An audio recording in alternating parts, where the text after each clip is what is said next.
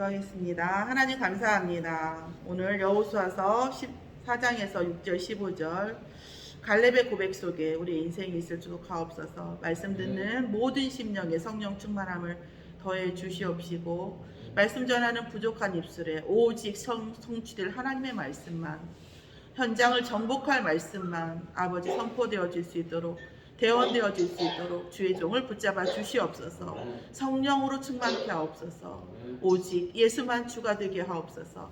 감사드리며 예수 그리스도의 이름으로 기도드렸사옵나이다. 아멘. 오늘 말씀은 이 산지를 내게 주소서라고 하는 갈렙의 고백입니다. 오늘 말씀을 보면 우리가 보통 응답에 대한 오해가 있습니다. 그러면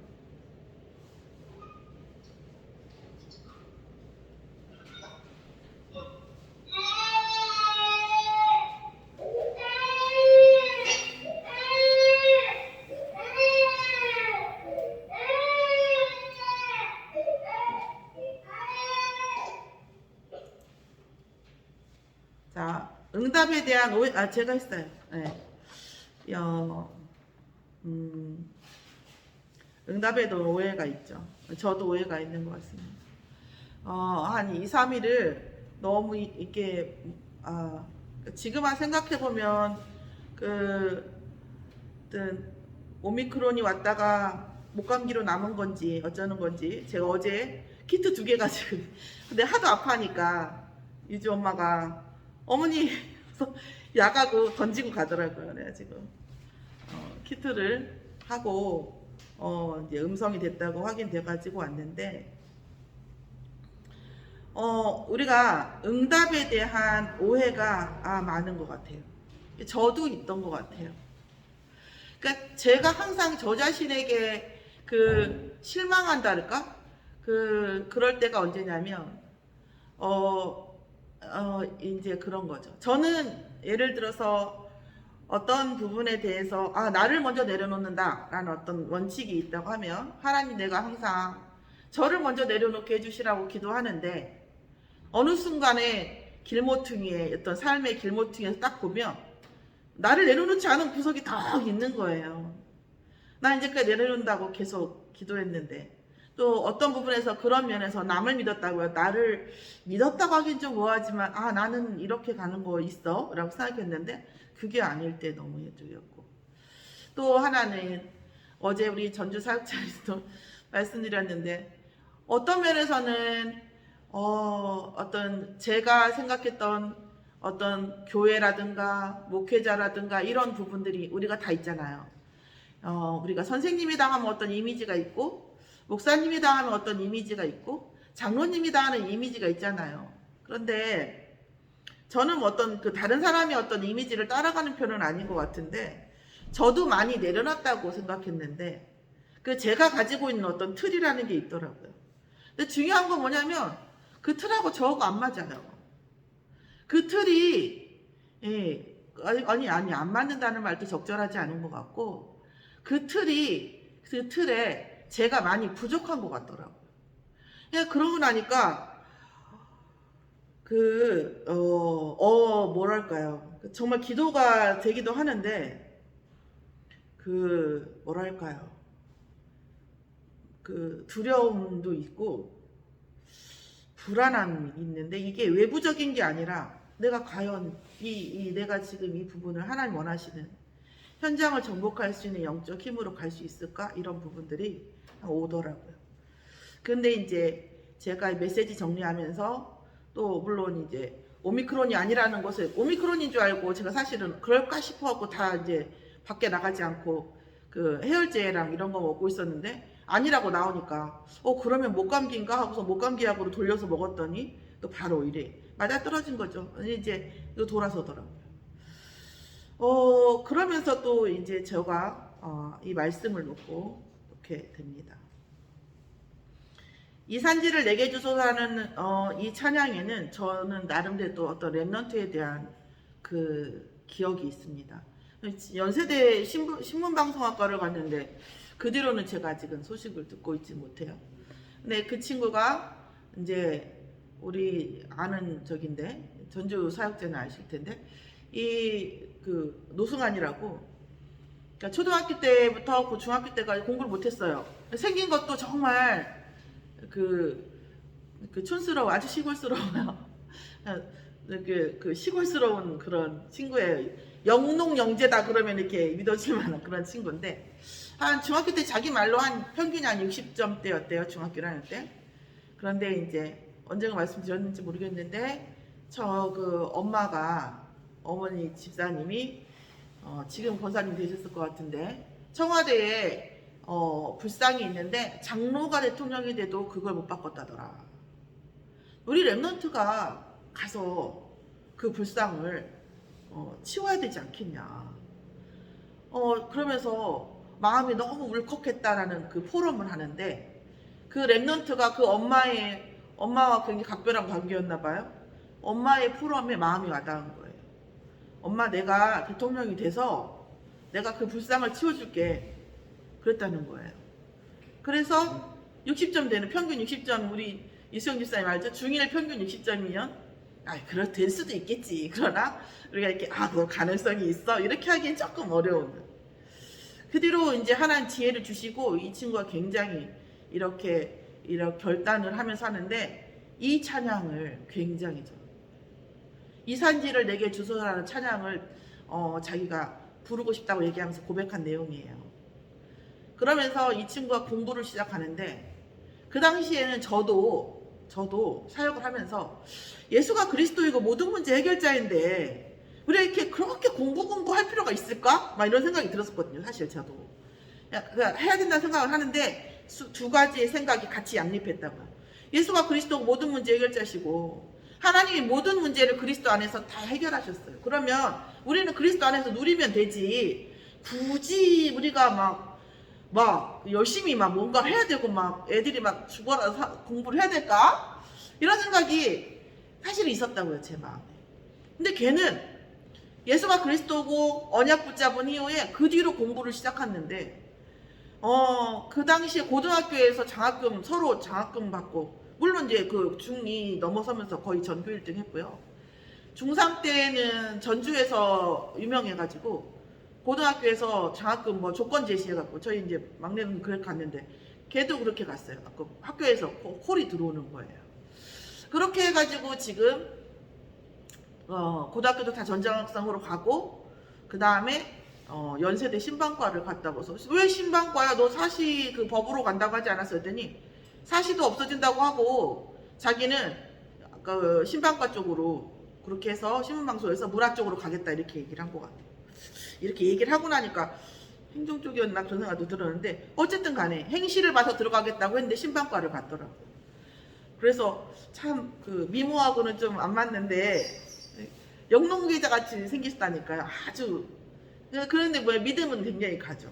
그 친구가 그 랩런트가 그래서 그 랩런트가 저에게 준 화두가 뭐였냐면 이거죠. 얘는 그래서 제가 얘를 놓고 기도하면서 느끼는 게 뭐냐면 얘는 갈렙의 신앙 고백을 안 사람이라는 생각이 들더라고요.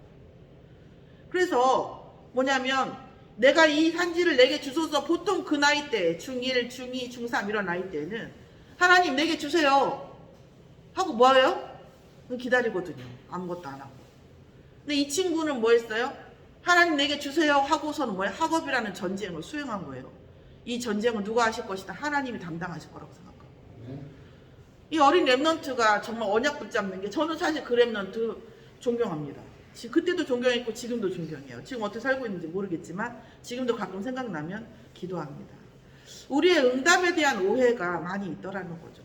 뭐예요?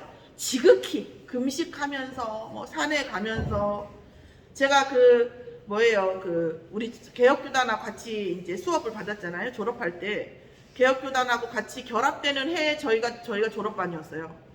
그래서 그때 개신대학원 대학교가 대학원만 있는 대학교예요. 대학원만 있는 대학교인데 거기에 이제 학생이 많지 않아가지고 그랬는지 어쨌는지 어쨌든 저희가 이제 거기를 두 개다. 그러니까 총신도 졸업하고 졸업장이 있어야 되고 거기도 수료를 해야 졸업장을 주고 이제 한다고 그래가지고 또 등록금을 내고 거기를 간 적이 있거든요. 교수님들이 거의 그런 얘기 하시더라고요. 산기도 한 얘기 많이 하시더라고요. 산에 올라가가지고 기도를 하고 금식을 뭐 40일을 했더니 뭐 이빨이 다 나중에 이제 내려오고 막 이렇게 했다고 하더라고요. 그럼에도 불구하고 진짜 그 그리스도에 대한 정말 강한 확신, 하늘과 땅의 권세가 정말 나에게 있는 그리스도가 내 안에 있냐라는 거예요. 그 확신이 없으니까 자꾸 뭐가 튀어나오냐면 내가 튀어나오는 거예요. 그런데 나의 한계도 내가 알잖아요. 그러니까 어떻게 해요? 불안한 거죠. 신앙생활이 굉장히 불안할 수밖에 없는 거죠. 지극한 기도라고 하는 것에 응답이 될 거냐는 거죠. 근데 이 지극한 기도라는 것, 지극하다는 건 결국 뭐예요? 그거는 결국 불신앙과 연결도 되는 거죠. 우리가 기도를 해야 되겠지만 막 기도 자체에 지극한 것은 아니라는 거죠. 뭐예요? 그리스도를 누리는 거죠. 그래서 하나님께서 뭐라고 했어요? 누리라고 하는 거죠. 어떤 신학자 그러실 때 기도는 노동이라고 얘기했다고. 칼빈도 그랬고. 그런데 유 목사님 얘기하시죠? 기도는 누리는 거라고. 호흡처럼 누려지는 거라고 말씀하십니다. 자, 그리스도가 정말 붙잡아지면 기도는 누리는 거죠. 왜냐하면 가는 만큼 응답받는 거니까. 또 응답에 대한 또 우리의 오해 중에 하나는 뭐냐면 선행에 대한 보응이 될 것이다. 우리가 착한 일을 하면 내가 이렇게 착하게 살았는데, 내가 이렇게 잘했는데, 이런 거에 대한 대가, 보응이라고 하는 생각이 드는 거죠.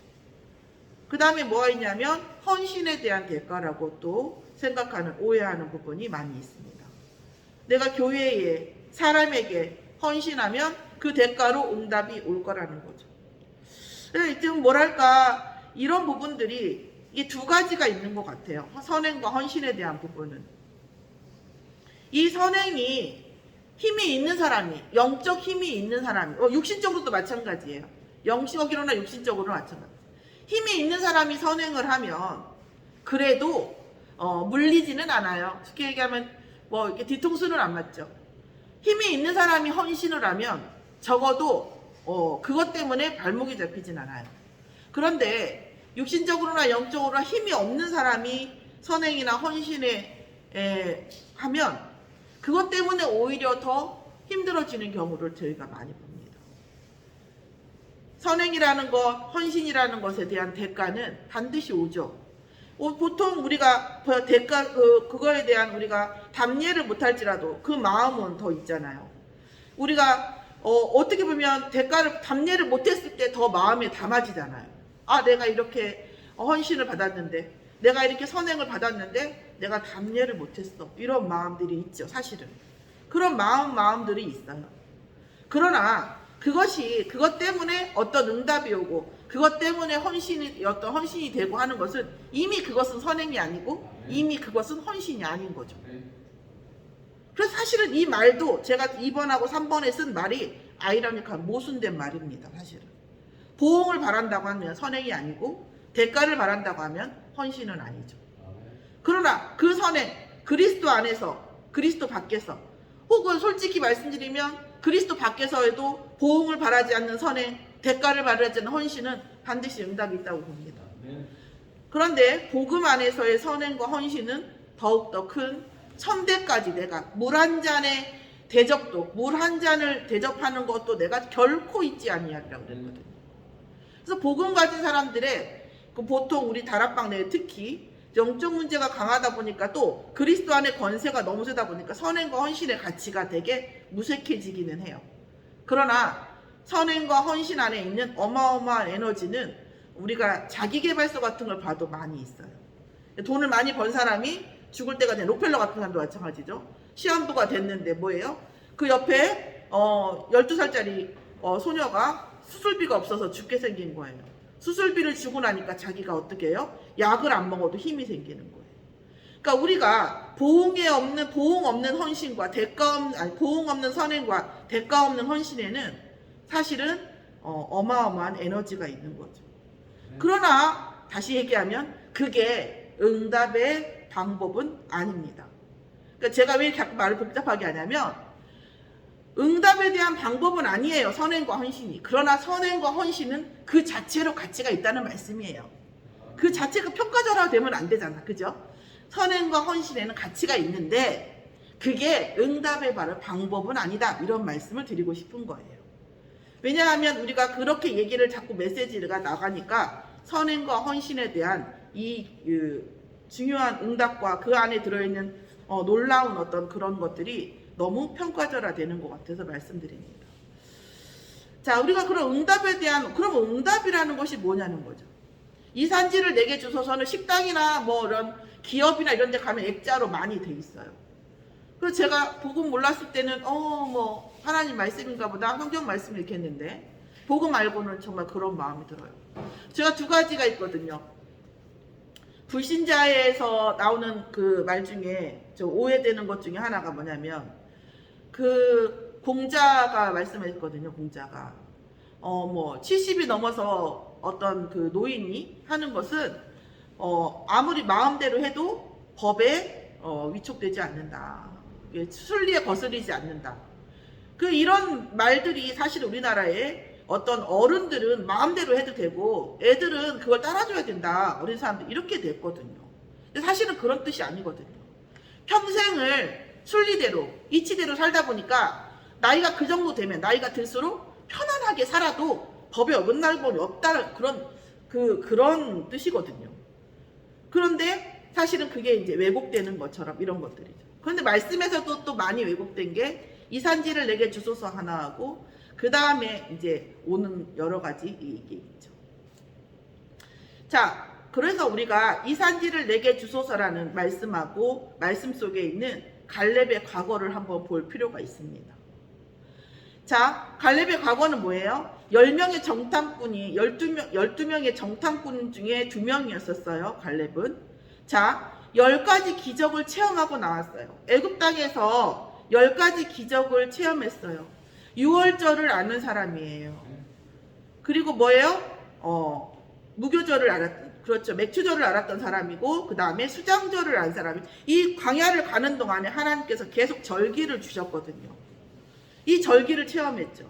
10가지 기적을 통해서 이 어마어마한 애굽, 지금 따지면 한 그 미국이나 유럽이나 중국쯤 되겠죠. 어마어마한 애굽 땅이 또 어마어마하게 많은 대단해 보이는 그 10가지의 기적 속에는 뭐가 들어있죠? 애굽이 섬겼던 우상이에요. 뭐 메뚜기, 파리, 나일강 이런 거 전부 애굽이 섬겼던 우상이거든요. 그 우상들을 전부 하나님께서 10가지의 그 애굽 입장에서는 재앙이고 우리 입장에서는 기적인 10가지의 우상들을 다 치신 거예요. 그러니까 갈렙은 그 어마어마한 애굽 땅에 그 어마어마했던 우상들을 여호와께서 치시는 것을 본 거예요. 그런 다음에 광야로 나와서 유월절 어린 양의 피 체험했고요. 그 다음에 뭐예요? 맥추절 속에서 그렇게 뭐예요?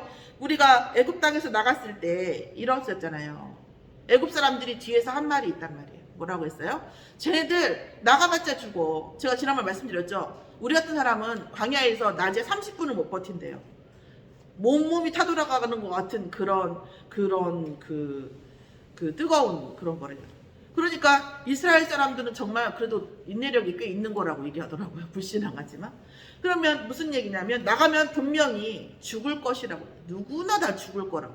저 많은 사람들이 저 노인하고 애들 다 데리고 나가가지고 그 광야에서 산다고 천만의 말씀 절대 살 수 없을 거라고 얘기했어요. 그런데 뭐 했어요? 오순절 50일 만에 뭐 했다는 거예요.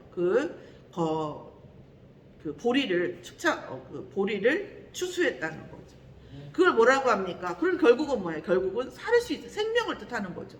하나님의 능력으로 우리가 현재를 살 수 있는 거죠. 성령의 능력을 의미하는 거죠. 그 다음에 수장절을 했단 말이에요. 수장절. 창고에 그것뿐 아니라 창고에 곡식을 드릴 정도로 우리가 응답받았다는 거죠. 거기가 어딘데요? 거기가 어디냐면 광야인데요. 그 광야에서 뭐예요? 유월절 구원과 맥추절 성령의 능력과 수장절 천국 배경 이 모든 것을 갈렙은 아는 사람이었어요. 그걸 체험했을 뿐 아니라 그것이 어떤 것인지 알던 사람이었다는 거죠. 또 세 번째, 여호수아와 같이 모세와 함께한 사람이에요. 여호수아와 같이 모세의 수종을 들었어요, 갈렙이. 그리고 제가 10가지 기적을 얘기하면서 숫자가 있었지만 아까도 말씀드렸지만 정탐꾼으로 갔을 때에 10명의 정탐꾼과 달리 믿음의 고백을 한 사람이에요. 왜 믿음의 고백을 할 수 있었을까요? 여호수아와 갈렙은. 이제까지 10가지 기적과 3절기와 모세에게 일어나는 하나님의 역사가 어떤 의미인지를 안 거예요. 우리 자녀를 키우고 우리가 아이들을 가르치다 보면 그냥 자기가 원하는 것들을 개타는 거, 그러니까 얻는 것에 그러니까 답을 얻는 것에 중심을 잡는 애가 있고 그게 뭔지를 아는 아이가 있어요. 어른도 마찬가지예요. 이 갈렙과 여호수아는 지금 우리에게 일어난 이 시간표가 무엇인지 안 거예요. 하나님께서 왜 이 시간표를 허락하신지 안 겁니다. 이런 저희 응답이 있기를 저와 여러분이 되기를 예수의 이름으로 축원합니다. 오늘 우리의 시간표가 있습니다. 지금 보여지는 게 있어요. 제가 그때도 설립회의 때도 말씀드렸지만 이전 영광만 하겠냐, 우리의 이 초라한 것들을 굳이 해야 되겠냐, 이렇게 볼 수도 있다고요. 그런데 하나님께서는 이 속에서 분명히 하실 일이 있다고 말씀하십니다. 아멘. 오늘 일어나는 우리 눈에 보이는 것, 눈에 보이지 않는 많은 것들을 통해서 하나님이 지금 이 시간표를 허락하는 이 의미를 안다는 것. 그리고 몰라도 괜찮아요. 하나님, 이 의미가 뭡니까? 하나님께서 이 시간표를 주신 의미가 뭡니까? 내게 그것을 알게 해주시라고 구하는 자. 그게 바로 갈렙의 응답이라고 봅니다. 그렇기 때문에 10명의 정탐꾼과 달리 2명의 여호수아와 갈렙은 믿음의 고백을 할 수 있었던 거죠. 자, 갈렙의 현재를 보면 이렇습니다. 친구 여호수아의 신하예요. 그러니까 모세와 같이 모세의 수종을 여호수아와 같이 들었어요. 그러니까 그 비서가 2명이었다고 봐야 되는 거죠. 비서가 2명이었는데 하나님께서 여호수아를 세우시겠다고 했어요. 모세를 통해서 말씀하셨죠. 모세가 말한 걸로 보이겠죠. 어쨌든 여호수아를 세우겠다고 하셨고 갈렙은 여호수아의 신하가 됐어요. 근데 그냥 신하가 되지 않았어요. 뭐라고 했어요? 내가 당신을 모세와 같이 섬기고 당신의 명령을 거부하는 자들은 내가 바로 가서 처단하겠다고 얘기했어요. 이 갈렙, 과연 저도 한동안 그 생각한 적이 있거든요. 여호수아가 그러니까 영적으로, 그러니까 좀 유치하게 말하면 천국 기준으로 여호수아가 더 셀까 갈렙이 더 셀까 이런 마음이. 진짜 하나님이 누굴 더 믿을까? 여호수아를 더 믿으실까? 갈렙을 더 믿을 만한 사람이라고 하실까? 이런 마음이 유치하죠. 그런 마음이 들 때가, 그런 생각을 많이 할 때가 있었습니다. 여러분 생각은 어떠십니까? 여호수아의 신하가 됐어요. 그것도 어떻게 해요? 여호수아의 권위를 세워주는 충직한 신하가 되었습니다. 그리고 뭐 했어요? 모세를 통해 주신 하나님의 언약을 기억했습니다. 모세를 통해서 하나님께서 뭐예요? 언약을 주셨잖아요. 그날에 여호와께서 말씀하신 이 산지를 지금 주시라고 얘기하시면서 당신도 그때 보았잖냐. 당신도 그때 들었고 그때와 같이 나도 지금도 내가 어떻다고 했어요? 6절에 보면 그때 유다 자손 길갈에 있는 여호수아에 나오고 그리스 사람 여분네 갈렙이 여호수아에게 말하되 뭐라고 했어요? 하나님의 사람 모세에게 이르신 일을 당신이 아는 바 내 나이 40대 여호와의 종 모세가 가데스 바네에서 나를 보내 이 땅 정탐할게 했을 때 그에게 보고했을 때에 뭐라고 했냐고. 그 다음에 뭐라고 했어요? 9절에 보면 내 발로 밟는 땅은 영원히 너와 내 자손의 기업이 되리라 하였나이다. 그러면서 뭐라고 얘기를 하냐면 이 언약을 얼마나 더 강하게 붙잡았냐면 내가 지금 45년이 지났어요. 45년이 지나서 40살에 받았던 그 언약이 45년이 지난 85세에도 내가 강건하다고 했어요. 그 사람이 사람의 힘으로 강건했을까요? 아닐 겁니다. 언약으로, 하나님이 주신 언약의 힘으로 강건해졌을 거예요. 그래서 이 사람이 자신의 체력이라든가 이런 걸 막 자랑하는 것이 아니라 11절에 보면 모세가 나를 보내던 날과 같이 오늘도 내가 여전히 강건하니 내 힘이 그때나 지금과 같아서 싸우배나 출입에 감당할 수 있사오니 그날에 여호와께서 말씀하신 이 산지를 지금 내게 주소서. 그날 당신도 그날에 들으셨거니와 그곳에는 아낙 사람이 있고 그 성읍이 크고 견고할지라도 여호와께서 나와 함께 하시면, 이게 번역이 계속 바뀌면서 여러분 아시겠지만 이 성경 번역을 3단체가 하고 있다는 설이 있어요. 어쨌든 계속 피제사, 희생제사 약해지고요. 복음이 약해지고요. 여기에서 정말 또 중요한 말이 없어졌어요. 뭐냐면 그렇게 그 성읍들은 크고 견고할지라도 지금 그 KJV라든가 다른 성경 또 그 전의 성경에 나와있죠.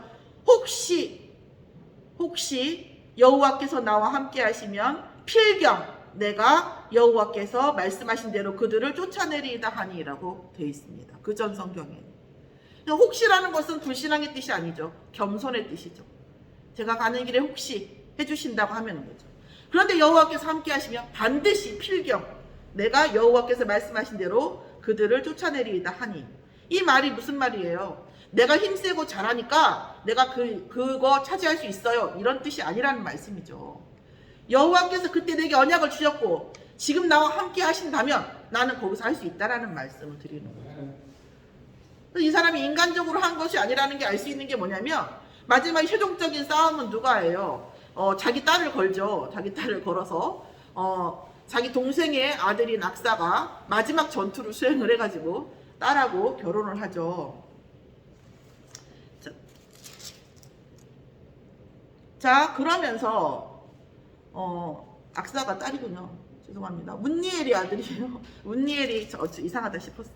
문니엘이 전투를 하고 악사라고 하는 딸을 주어서 결혼을 해주고 셈의 근원을 주죠. 이 갈렙이 그러니까 뭐예요? 모세를 통해 주신 하나님의 언약을 얼마나 강하게 붙잡았는지 알 수 있죠. 세상에서 가장 세고 가장 가나안 지역의 가장 거민이었다고 해요. 그럼에도 불구하고 하나님의 능력에 비하면 아무것도 아니라고 안 거죠. 왜 그래요? 그 어마어마한 애굽에서 그 어마어마한 우상도 아무렇지 않게 파하신 그 여호와의 능력이 나와 함께하면 처음 안악 사람쯤이야 이렇게 생각한 거죠. 갈렙이. 그러면서 어떻게 하겠어요? 지금 사실은 우리가 여기서 갈렙을 얘기하지만 전략상으로는 굉장히 이게 위기거든요. 여기를 차지한 헤브론이라는 땅은 굉장히 중요한 땅이거든요. 그런데 여기서 가장 강한 적이 있어요. 누군가가 이걸 책임져야 되는 상황인 거예요. 이 산지를 내게 주소서는요, 욕심이나 욕망이 아니에요. 가장 어려운 이스라엘의 전쟁을 누가 담당하겠다? 내가 담당하겠다 이런 거예요. 내 힘으로 하는 게 아니라 내게 주신 언약을 걸고 여호와께서 함께 하시면 이 싸움을 내가 감당하겠다라는 거거든요. 지금 무슨 얘기예요? 이스라엘 백성의 위기를 자기가 먼저 뚫고 가겠다라는 거거든요. 이 고백이에요. 가장 어려운 싸움, 가장 어려운 위기를, 이스라엘의 위기를 뭘로 고백했어요? 그걸 뭘로 표현했어요? 너무 멋지지 않아요? 내가 이 싸움 하겠습니다. 내가 이 전쟁에 나가겠습니다가 아니라 이 산지를 내게 주소서. 이 이스라엘의 위기를 자기는 뭘로 보는 거예요? 응답으로 보는 거예요. 그 정탐꾼 그때도 어떻게 했어요? 막 굉장히 막 망했어. 우리 다 망했어. 노예일 때가 좋았어. 오이도 먹고 참외도 먹고 이런 상황에 무슨 소리냐. 거의 어마어마한 땅이다.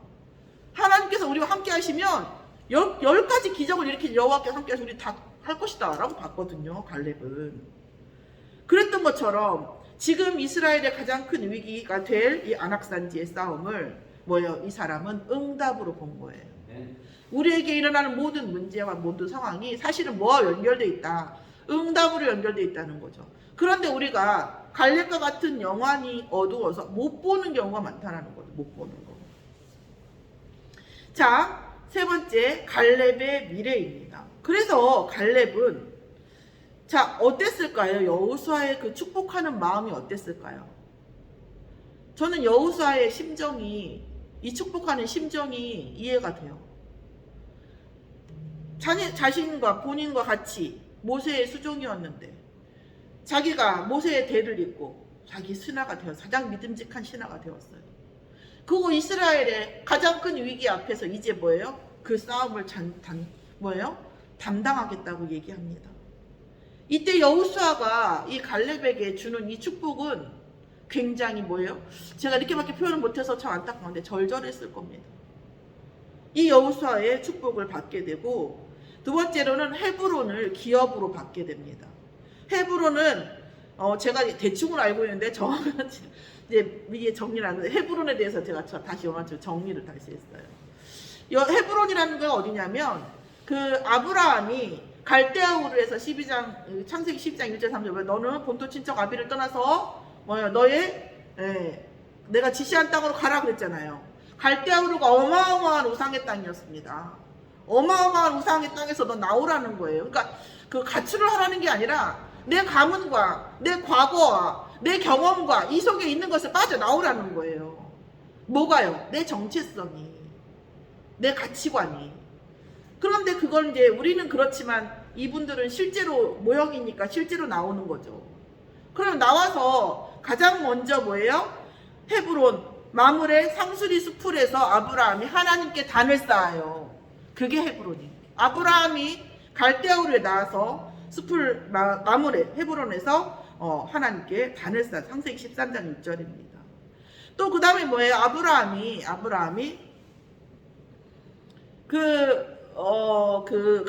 가나안으로 가는 도중에 누가 죽어요? 사라가 죽잖아요.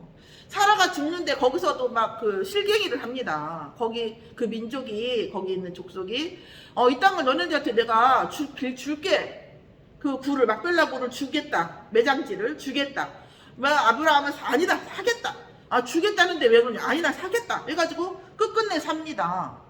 그래서 막벨라 굴에 뭐예요? 언약에 아브라함, 사라, 이삭, 리브가 쭉 야곱, 라헬이 라헬이 아니죠. 레아가 거기에 매장됩니다. 자, 이게 어떤 거에 이것이 무엇이 근거입니까? 왜 굳이 아브라함이 그때 막벨라고를 굳이 샀습니까? 이미 창세기 13장에 보면 너희 민족이 나갔다 들어온다고 했거든요. 400년간 나갔다 들어온다고 했어요. 그래서 왜 그렇게 하는 겁니다. 400년 나갔다 들어오면 이 땅이 원래 누구 거였는지 이게 중요하잖아요. 그죠? 그러니까 뭐예요? 이 땅을 아브라함이 샀다라는 것을 증거를 남기는 겁니다. 샀어야 원래 내 땅이라고 돌아가는 거잖아요. 그 중심지가 어디예요? 헤브론이에요. 막벨라 굴이 있는 곳이죠. 이 헤브론이 중요한 땅, 언약의 땅입니다. 그 나중에 훗날 또 많은 곳에 또 헤브론이 나오긴 합니다만 또 하나 뭐냐면 다윗이 왕으로 서는 곳이 또 헤브론입니다. 왕으로 섰고 다윗의 아들들이 헤브론에서 났어요.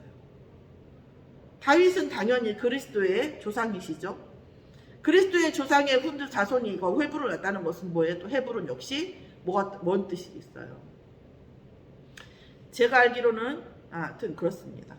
어쨌든 이 헤브론이라는 곳이 굉장히 중요한 곳입니다. 이것을 뭐예요? 기업으로 얻었어요.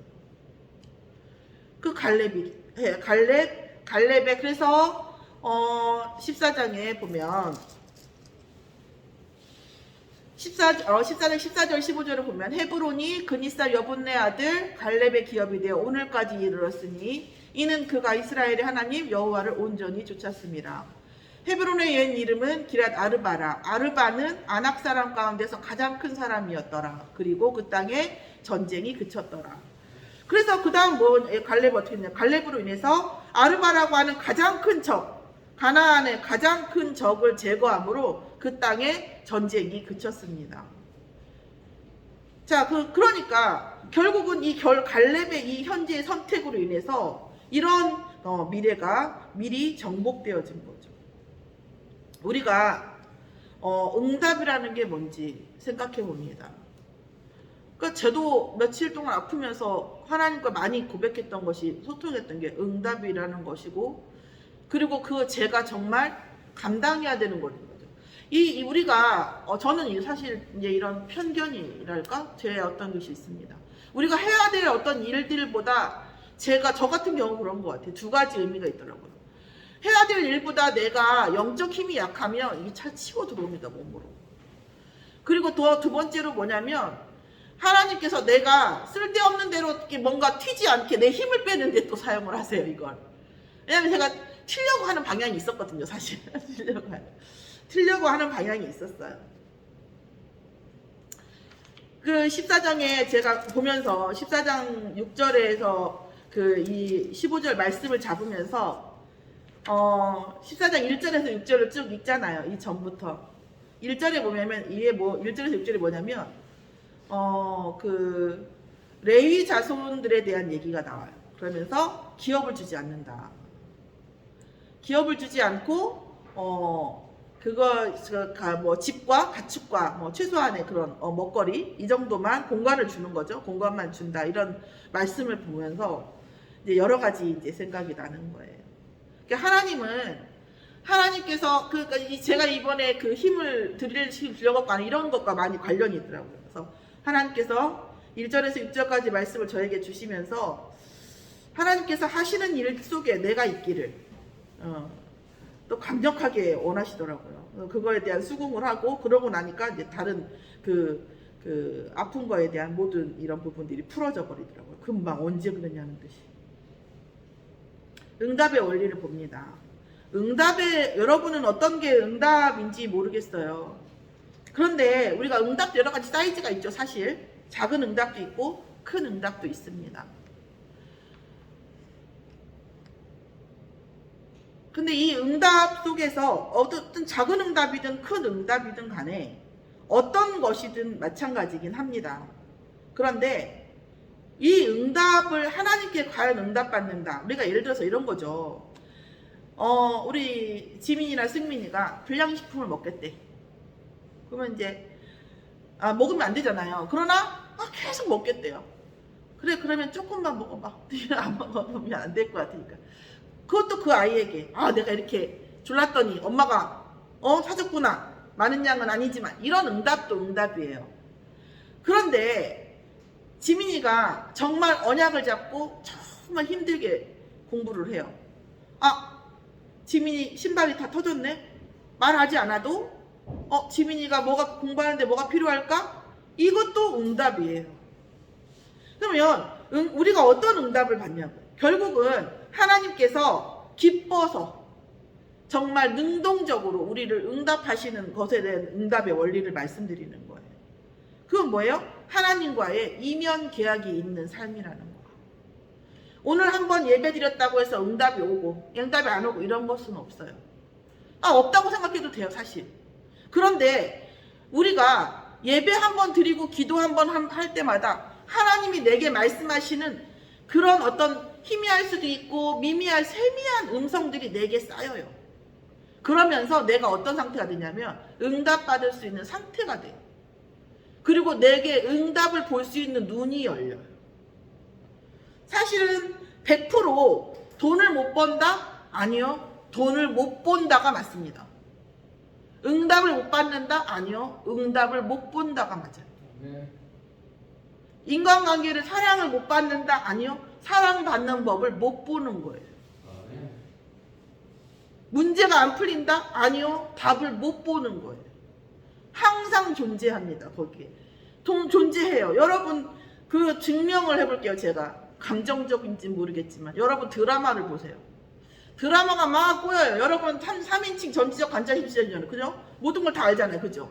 그럴 때 답이 없는 그런 문제를 보셨습니까? 여러분 입장엔 답을 다 알아요. 거기에 드라마에서만 복잡할 뿐이지. 왜요? 다 아는 여러분을 봤을 땐 답이 보여요. 우리는. 왜? 전지적 관찰 시점이거든요. 우리는 모든 사람의 상황을 다 알아요. 그러니까 답이 보이죠. 근데 그 사람들은 모르니까 안 보이는 거죠. 무슨 얘기냐? 어떤 상황에서도 답이 있다는 거예요. 그러면 하나님과의 이면 계약이 있고 그게 말씀으로 확인되어지고 어떤 목사님이 이 말씀 하시더라고요. 기도는 하나님과 나와 호흡을 같이 하는 거고, 그러니까 호흡기도 얘기를 하시면서 호흡을 같이 하는 거고, 이 그리스도를 통해서 우리가 하나님과 떠난 우리가 그리스도를 통해서 다시 만난 연결고리가 됐잖아요. 이 예배는 하나님과 완전히 화합하는 거라고 해요. 하나님과 완전히 화합되는 이 상태 속에서 하나님과 계속 호흡을 하면 하나님과 이면 계약이 성립하는데, 그건 뭐냐면 하나님과 내 인생의 방향과 하나님의 사역의 방향과 만나는 거예요. 그건 갑자기 생업을 놓고 갑자기 하나님께 선물하는 거나 아니면 먹고 살 것도 없이 다 헌금을 하라는 거나 이런 뜻이 아니에요. 나는 똑같이 살고 있는 것 같은데 나는 하나님께 계속 이면 계약을 구하고 가면서 예배 속에서 누리면서 가는데 하나님의 방향과 내 방향이 맞춰지는 거죠. 또 하나는 그런 영적 힘, 하나님의 군대와 하나님의 영적 힘과 하나님의 말씀이 역사, 성령의 힘이 없으면 이 응답을 받아도 그게 문제라니까요. 아까 선행과 비슷해요. 힘이 없는 사람은 선행을 하면 호구가 돼요. 솔직히 말하면. 오히려 불행해진다니까요. 차라리 힘이 없는 사람은 참 조금 싸가지 없게 사는 게 나을 수도 있어요. 본인을 위해서는. 그게 인생 사는 게 좀 더 나아요. 근데 이 응답이라고 하는 것을 통해서는 우리가 그리스도 안에서 하나님께서 십자가에서 예수 그리스도께서 모든 것을 다 뭐예요? 다 제하셨잖아요. 모든 걸 다 해결하게 하셨잖아요. 그렇게 우리가 그리스도를 붙잡은 자에게 온 응답은 대가가 없지만 복음 그리스도 못 붙잡은 자의 응답에는 항상 대가가 있다니까요. 공부를 열심히 해요? 공부를 잘해요? 그거에 대한 대가가 있고, 돈을 잘 벌었어요? 그것도 대가가 있고, 반드시 대가가 있다니까요. 그리고 또 하나는 뭐냐면 우리가 이면계약 없이 응답이 오기를 원하지만 그런 일이 많지는 않지만 응답이 온다 해도 그게 우리에게 응답이 되지 못하는 것을 하나님께서는 아시는 거죠. 그리고 또 한 가지 뭐냐면 큰 문제 속에 큰 응답이 들어있다는 거예요. 그걸 못 보니까 결국 우리가 뭐 어떤 번호가 로또가 될 줄 알면 다 로또를 하겠죠. 그럼 모르니까 안 하는 거지. 그러니까 그런 것처럼 사실은 응답도 문제 속에서 문제에 포장되어 있는 거죠. 그래서 우리는 그거를 못 봐요. 왜요? 우리의 갈대아우르처럼 우리의 생각, 우리의 편견, 우리의 경험, 우리의 판단, 가치관 이런 거 의해서 그 문제를 바라보기 때문에 하나님이 주시는 그 이면, 바깥쪽에서 오는 그 응답을 못 보는 거죠. 그래서 우리가 계속 뭐예요? 예배 속에서, 말씀 속에서 우리의 관점과 영적 배경이 바뀌는 하나님과의 화합이 계속 필요한 거죠. 하나님과 화합되면 될수록 하나님의 관점이 우리에게 회복될 테니까요. 심지어 그것이 어떤데요? 그 문제가, 그 큰 문제가 나로 인한 것일지라도 우리가 갱신한다고 하면 그 후에 그만큼의 사이즈의 응답이 온다는 거죠. 그 예를 든 게 뭡니까? 다윗이잖아요. 다윗이 우리아 장군의 그 여자 그 와이프를 취했잖아요.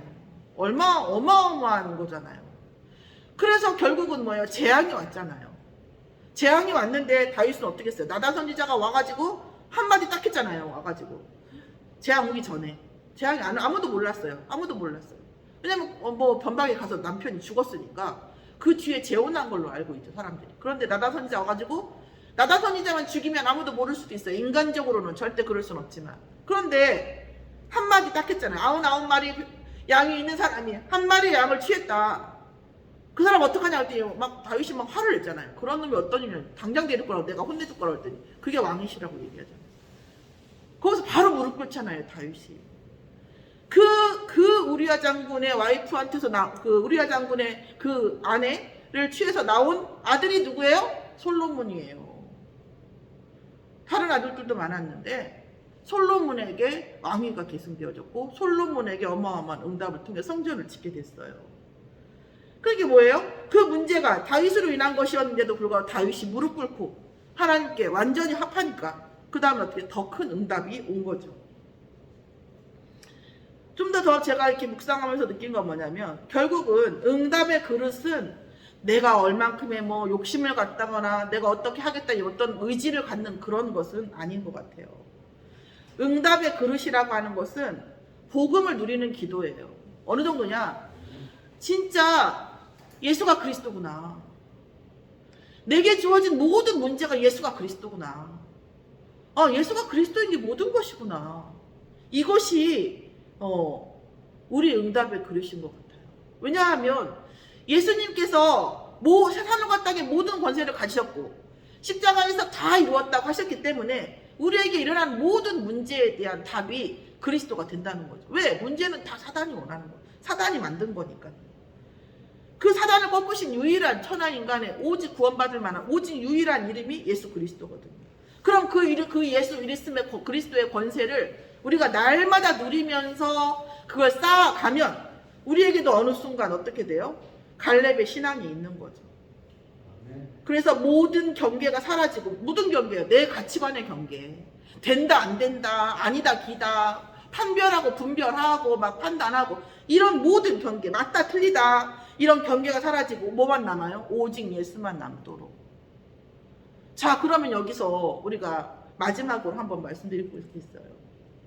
아니, 갈렙은 10가지 재앙도 받고 10가지 그 기적도 받고 3절기도 받고 구름기둥 발음기도 홍해도 기적, 홍해도 체험했고 이런 사람이에요, 갈렙은. 그러면 우리는 그런 체험이 없는데 어떻게 이것이 되겠냐고. 우리에게 일어난 이 체험은 예배 속에서 있습니다. 뭐냐면 하나님께서 우리와 화합하는 이 시간, 우리의 진정을 들여서 하나님께 찬양하고 우리의 호흡을 통해서 기도하고 말씀을 통해서 아멘으로 받고 이 시간, 영적 화합의 시간. 그런데 그러면 하나님께서 이 갈렙에게 주셨던 이런 기적처럼 우리에게 날마다 어떤 우리에게 응답을 주셔야 할 거예요. 이 기준이 뭐냐고요. 이게 뭐예요? 말씀이라고. 강단에서 오는 말씀과 또 여러분에게 기도 수첩에서 계속 나가는 그 말씀을 붙잡고 기도했을 때 단 한 문장이라도 기도했을 때 하나님이 내게 어떻게 역사하시는지, 내가 세상을 바라보는 눈이 어떻게 바뀌었는지 이 자체가 날마다 쌓인다는 거예요. 그래서 그냥 오다 가다 전도인을 만났어. 그래서 영접을 했죠. 그래서 정말 그 순간 예수가 그리스도인 것 같아요. 그래서 예수님 내 마음에 들어오셔서 나를 인도해 주시고 내 주인이 돼주세요 하고 기도했어요. 그 사람이 평생 교회를 한 번도 안 갔네. 그러고 나서 물론 뭐 그게 자의가 아니라 타의여야 되겠지만 상황은 항상 하나님 하시니까 어쨌든 간에 죽었어요. 천국 갔을까요? 근데 장로님 천국 갈까요? 제가 모르죠. 그러나 그 사람이 정말 진정으로 예수를 영접했다면 교회 한 번도 안 왔어도 천국 갑니다. 왜요? 영접하는 자, 그 이름을 믿고 시인하는 자에게는 하나님 자녀가 되는 권세를 주신다 하셨잖아요. 하나님 자녀는 하나님 집에 가는 거잖아요. 그러면 예배 속에 있는 건 뭡니까? 예배 속에 있는 거. 예배 속에 있는 건 살면서 하나님과 화합하는 거예요. 그리고 살면서 하나님의 말씀이 진짜 성취되어지는지 내게 그 경험치를 쌓는 거죠. 그 경험치가 쌓이고 쌓이다 보면 어떤 문제가 왔을 때도 저 정도 사이즈는 충분히 하나님 하시겠네. 이게 보이는 거죠. 그런 여유가 있어야 그 다음 응답이 보여요. 문제가 있다만큼 큰데 어떻게 거기서 응답을 보고 뒤를 봐요. 앞도 다 못 보겠는데. 그죠? 이게 예배의 축복입니다. 하나님과 계속 화합하고 결합하면서 영적 울타리, 영적 틀, 영적 보호막이 점점 커지고 또 말씀을 내가 붙잡고 기도했을 때에 하나님께서 하시는 내 인생을 통해서 하시는 일들이 쌓이고 쌓이면서 그 말씀 성취된 하나님의 말씀이 쌓이면서 뭐예요? 우리에게 응답의 그릇을 키워요. 그래서 오늘 갈렙에게 주신 그러니까 이 산지를 내게 주소서는 마치 기도 제목인 것 같지만 사실은 어떤 겁니까? 믿음의 고백이죠. 이 산지를 내게 주소서. 어쩌면 우리가 갈렙 옆에 있는 작은 소자라고 한다면 이거는 불가능한 일인데 이럴 수도 있어요. 그런데 이 갈렙은 이 산지를 내게 주소서라고 믿음의 고백을 합니다. 이 믿음의 고백, 이스라엘의 위기를 믿음의 고백으로 하고 이 믿음의 고백을 통해서 하나님께 영원한 기업을 선물로 받고 이 산지는 영원히 갈렙의 가문의 기업이 됩니다.